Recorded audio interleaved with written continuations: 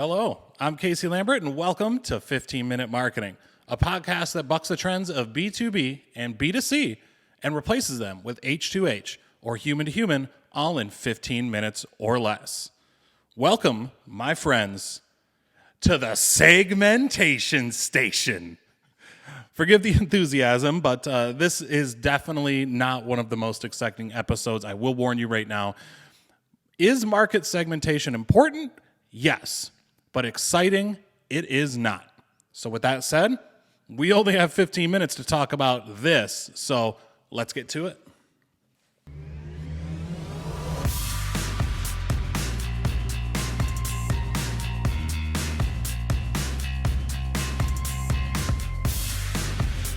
Let's get to it.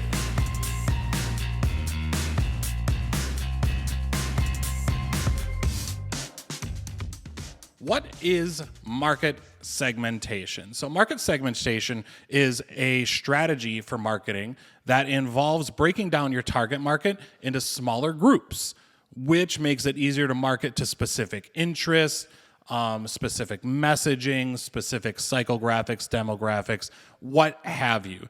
It's not applicable to every type of product or service out there, but more so businesses that offer different things, separate product lines, clothing companies, automobile manufacturers. It's often used more in consumer applications than anywhere else. So if you're a B2B marketer, this still could be for you, but this is more for our, consumer-facing businesses. So the next question would be, why does segmentation matter? We are in this segmentation station, after all. Segmentation helps service the individual needs and wants and preferences of specific groups that you're trying to sell to. So, an example of this would be you wouldn't want to sell crop tops to blue-collar men working in the oil industry, or you wouldn't want to sell cybersecurity products to a girl that sells handmade necklaces at a farmer's market.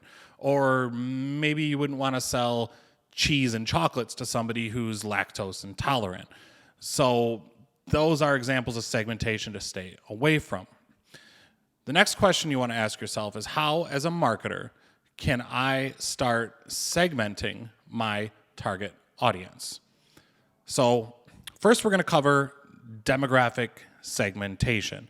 So demographics is kind of an overarching term for, somebody's age or location or group of income. But there are other demographic factors that matter. Education level is one of them. Marital status is another one, or occupation type. So I used to be a big fan of watches. So I knew when I was working as a traveling merchandiser for Home Depot that I wouldn't be able to afford your super expensive watches, right? Your Rolexes, or if you're in the Detroit area, you know about Shinola.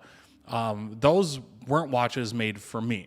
It doesn't mean that I wasn't going to wear watches as I sit here with my Movement watch or Rocca Vincero, but it means that I'm not the ideal target for Rolex or for Shinola. So when they do their marketing plans, I'm not going to be the kind of person that's represented in their imagery. You're going to be looking for a very high-class businesswoman or a, man on the go in a nice, well-tailored blue suit. So that's how you segment for those particular things. Next one that we're looking at is psychographic segmentation. So this refers to dividing your target audience based on their lifestyle, values, interest, and personality traits. Psychographic segmentation is really, really big these days. We just saw Bud Light go through a firestorm as they, chose to represent themselves with the LGBTQ plus community. Obviously, they were targeting a specific type of person, and they knew that. But psychographic segmentation goes far beyond that. I just watched an ad that was on in the YouTube channel, and it was from a gentleman called the Gangsta Gardener. The company that was doing this representation was specifically selling gardening tools and gardening applications for urban environments. So it made sense to segment off that portion of their business to be represented by a man called the Gangsta Gardener. Now, Mr. Gangsta Gardener turns out is an ex-convict who took up gardening as a hobby when he was in prison, became extremely good at it, and now teaches members of the community to garden in a very small acreage. Things like vegetables. I think there's some other places that do bestiaries, beekeeping, and in those type of things. But that's quintessential knowledge of psychographic segmentation. And like I mentioned, organic foods is a huge market for this. They're health-conscious consumers who are environmentally conscious and concerned about the quality of their food. So somebody like McDonald's isn't going to market to this segment. And even though a food provider might have multiple products, let's say they have, let's say it's a chicken company, and chicken company X has their regular processed nuggets of chicken. Well, they're also going to have a sister product that's all 100% no antibiotics, grass-fed chicken. And that's going to appeal to that particular segment. So using psychographics can be huge if it makes sense for that portion of your market segmentation. So next one I want to cover is behavioral segmentation.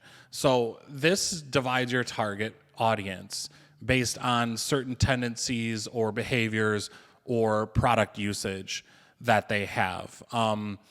People who use this fantastically are influencer marketers.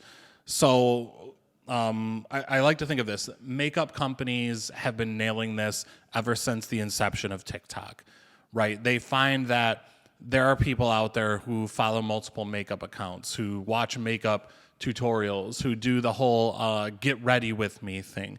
And they're using those influencers to reach the audience that is already consuming all of that content.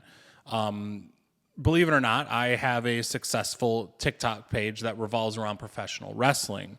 So we use behavioral segmentation to know who to market our merchandise to. You know, people aren't going to be interested in a wrestling t-shirt if they don't watch wrestling.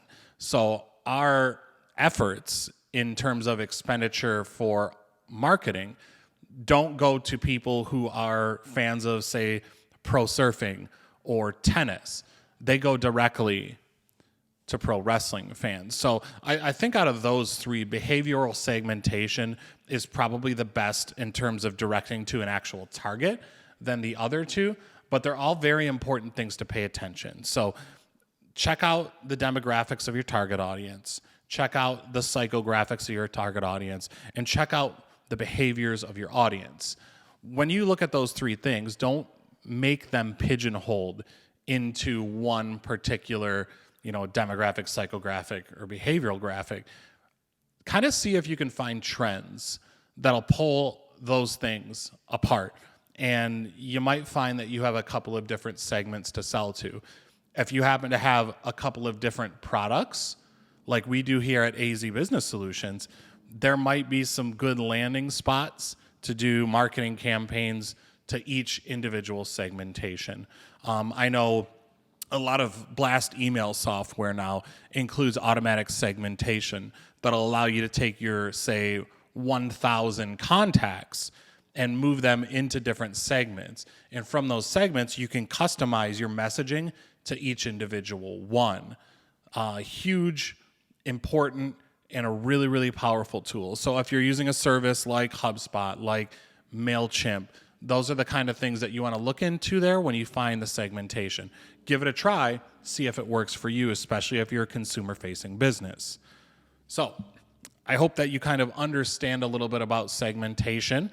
You are always more than welcome to sound off in the comments and ask more specific pointed questions, or email me, Casey@azeebiz.com. But we've come to the part of the program that I like to call the Do It Now Challenge. This is the portion of the show where we take everything that we just covered and we make a challenge to our own selves to take what we've learned and apply it immediately to our own marketing strategy. Whether you be a small business, a medium-sized business, or just an email specialist at a tech firm.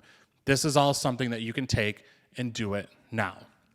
So, today's Do It Now challenge is to come up with 2 different market segments for your product or service.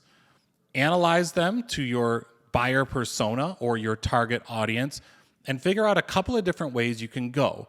Now, the nice thing about doing 2 segments is that you can start doing a little bit of A/B testing and figure out which one works, which one buys a certain product, or how much each individual segmentation spends versus the other one. This is where the data analysis starts to come in on your marketing plan. So do that.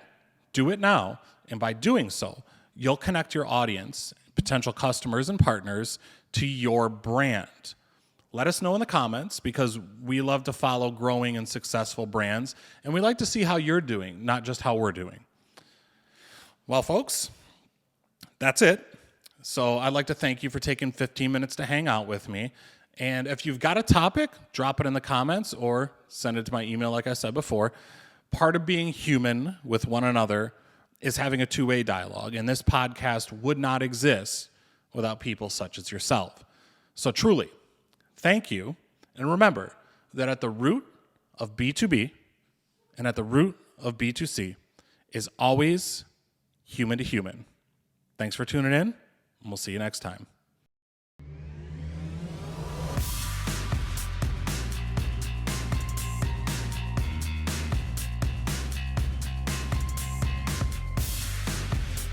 Let's get to it.